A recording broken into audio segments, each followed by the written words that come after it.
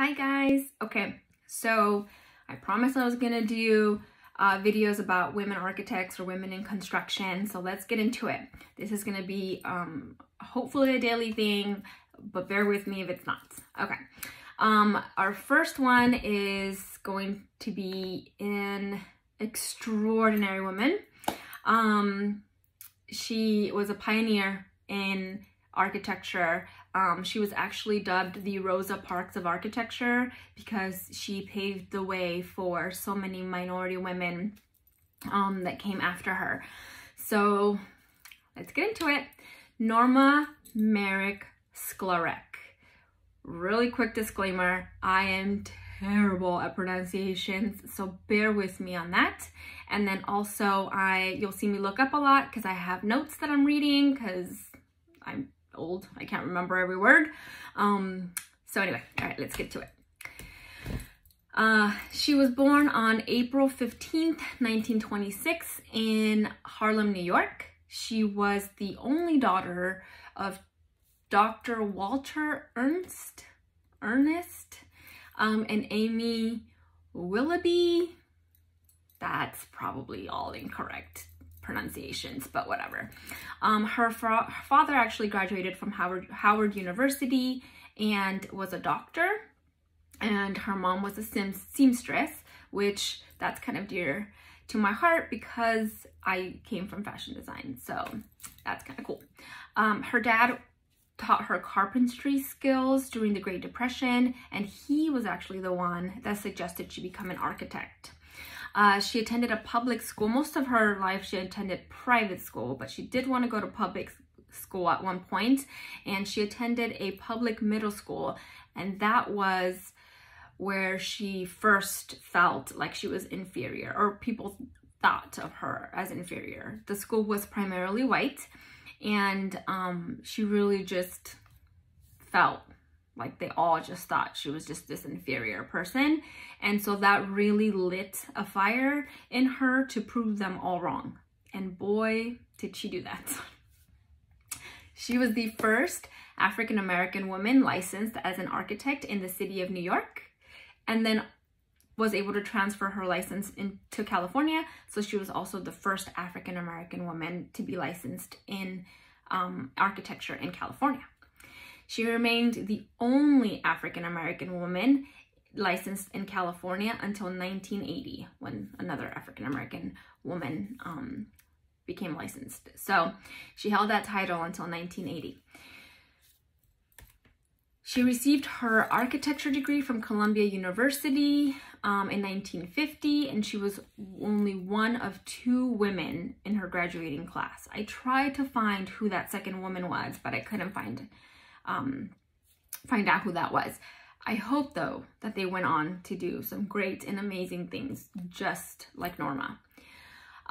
She received her architecture license in 1954 after passing the exam on the first try. That, let me tell you, is not an easy thing to do. You have to go to become an architect, you have to go to school and you have to get a degree, but then also you have to pass these 6 super hard tests to get your license. They're usually a week-long process, and hardly no one passes on the first try. And here comes Norma, an African-American woman, passing on her first try. That was not received well by many. Especially her bosses, because even her bosses, male bosses, hadn't passed the licensing exams.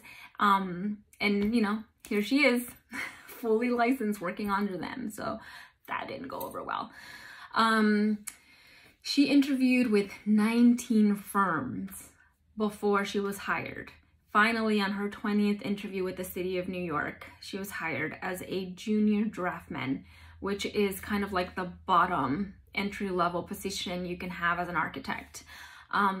She didn't have the easiest of times, you know, being a woman and an African-American woman in a male-dominated industry. Some were not happy that she was there.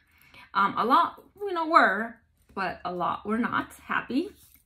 And they were especially not happy that she was licensed. So that that shade was real, y'all. She later accepted a position at Skidmore, Owings and Merrill. God, I hope I said that right. One of the largest architecture firms in New York. But not before her boss at the New York City architecture firm gave her a bad recommendation. So they called over and said, hey, you know, tell us a little bit about Norma. And he was like, she's terrible. She shows up late to work. She doesn't know anything. She doesn't do her work, blah, blah, blah. But they hired her anyway. And thank God, because let me tell you, I can't even, like, are you fucking kidding me? Anyway, I digress. In 1960, she accepted a position as the first female vice president for Gruen and Associates. I hope I said that right, in LA. In 1966, she became the firm's first female and African-American director of architecture department. So she was the first female and the first African-American to be the director of architecture. She worked on several major projects in and around LA, including the California Mart, Pacific Design Center, Fox Hills Mall, San Bernardino City Hall, Leo Baek Temple, hope I said that right. And then she also worked on the Embassy of the United States for Tokyo, so the U.S. Embassy in Tokyo, Mall of America in Minneapolis, I believe, Park Center Commercial Complex, which I believe was in San Francisco, and then the Commons Courthouse Center, which I think was in San Jose, California. And I'll show you pictures of all this. We'll go through her body of work here in a second. From 1980 to 1985, she worked at Wilton Beckett and Associates, where she was appointed the lead architect of Terminal 1 at LAX. So they were renovating Terminal 1 at LAX, and she was appointed as lead architect in preparation for the 1984 Olympics. So they were just like ramping up the city in prep for the 1984 Olympics, and so she was awarded Terminal 1 LAX. Fun fact, there were several other projects happening at once at LAX, and LAX had their own in-house architects as well, and she was able to complete the Terminal 1 project on time, and that was a shock to the in-house architects. They were also just kind of baffled that she was able to like stay on track and finish on time. She was the only one to finish on time. So good at Norma. Show them what we're made of, baby. All right. In 1984, she became the first Black woman to be appointed a fellow of the American Institute of Architects. To which she replied, "Fellowship is a sexist title, but I'll take the appointment." That's my girl. That's my girl. Fighting that patriarchy while accepting those awards. Breaking that damn glass ceiling. But still, you know, fighting the patriarchy. I love it. In 1985, she co-founded Siegel, Sklarek, and Diamond with Siegel and Catherine Diamond. The firm was the largest woman-owned firm at the time. Siegel, Sklarek, and Diamond put out proposals on 5 projects and won all 5 commissions. Though they were smaller commissions, so she did eventually leave the firm she helped co-found, anyway, because she wanted to, you know, work on bigger projects and make larger commissions. And then also she had a little tiff with one of the co-founders, so she just decided to leave, and she went on to work for John Gere Partnership. Listen, we discussed this, okay? The pronunciations are gonna kill me. She worked there from 1989 to 1992 when she finally retired. Following her retirement, she was appointed by the governor to serve on the California Architects Board, and also served as the chair for the AIA National Ethics Council. She passed away on February 6, 2012 in Pacific Palisades, and she was 85 years old. What a badass, am I right? Homegirl just did all the things. She was like, I'm gonna just go big or go home, and I love that about her. There's a few videos of an interview with her being interviewed on YouTube, and just her demeanor and her grace it's just amazing to me. I'm a little rough around the edges.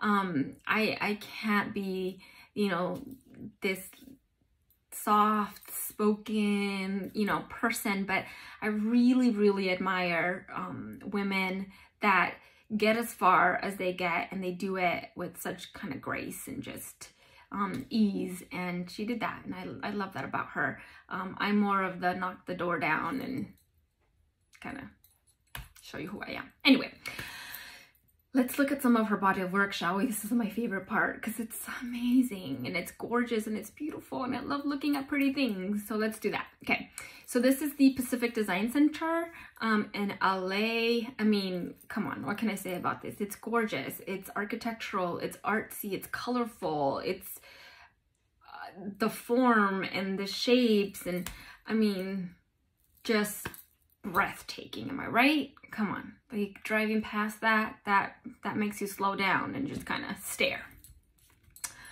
That's a close-up view of it. It's just beautiful. California Mart, this is in downtown LA. Like I mentioned earlier, I come from the fashion industry, and this is where I spent a lot of my time. They have tons of showrooms here for everything: clothing, textiles, accessories, trims, furniture, everything. Another shot of the California Mart entry, and it's just one of my favorite buildings. It holds such a special place in my heart because I spent so much time there. It's such a beautiful building. This is the Leo Baek Temple, which I know I'm not pronouncing correctly, but this is another very beautiful kind of minimalist design, which I absolutely love, especially since it's surrounded by a mountain. And it's just, you know, it's the perfect addition to this hillside. It's not overpowering and it's not obnoxious. It just plays super nice with its surroundings, and I absolutely love that. This is the San Bernardino City Hall, which I've been in pulling permits, and again had no idea that a woman designed this building. This is the U.S. Embassy in Tokyo. This is the Common Courthouse in Columbus. I'm sorry, I thought it was in San Jose. Commons Courthouse is in Columbus. This is the Park Center Commercial Complex, which is in San Jose. I love this building. It's heavy, but feels light. It's conceptual, but I don't know. It's just, I don't know. There's something about it. I love its heaviness, and I love how imposing it is. I don't know. There's just something wonderful about this one. This is the Mall of America in Minneapolis. And this is, of course, LAX. And this is LAX Terminal 1. Beautiful body of work. All by a woman, Miss Norma Sklarek. She was a pioneer in this industry, and I'm happy to have learned a little bit about her journey and her life and her body of work. I hope you enjoyed this. I will be back tomorrow with another one, hopefully. Bear with me. I'm gonna try to do these every day, but you know, I also gotta work, gotta make a living. But I'll try my hardest to get one to you every single day. And I hope you enjoy the rest of your day and go look at something pretty, because life is way too short not to look at something pretty every day. All right, guys, see you tomorrow. Bye.